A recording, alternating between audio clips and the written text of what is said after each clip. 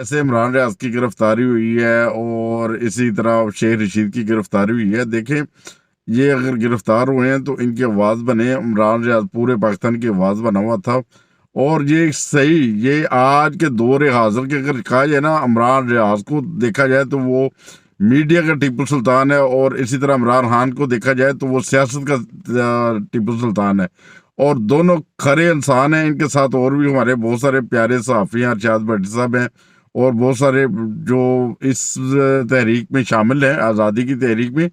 یہ دیکھیں کچھ نہ کچھ تو ہو رہا ہے، گڑبڑ کہیں نہ کہیں تو ہو رہی ہے. ورنہ کیا ہے، کون اٹھاتا ہے، کون ننگا کرتا ہے، کون ان کی ویڈیو بناتا ہے، کون ویڈیو وائرل کرتا ہے، کون مطالبے کرواتا ہے. یہ عمران ریاض نے مایوسی کا اظہار کیا تھا کہ جب میں اندر جاؤں گا تو میرے خیال میرے پیچھے کوئی آواز اٹھانے والا نہیں ہوگا. وہ آواز اٹھائیں، اس کی آزادی ہونی چاہیے، پاکستان کی آزادی ہونی چاہیے، جمہوریت کی آزادی ہونی چاہیے.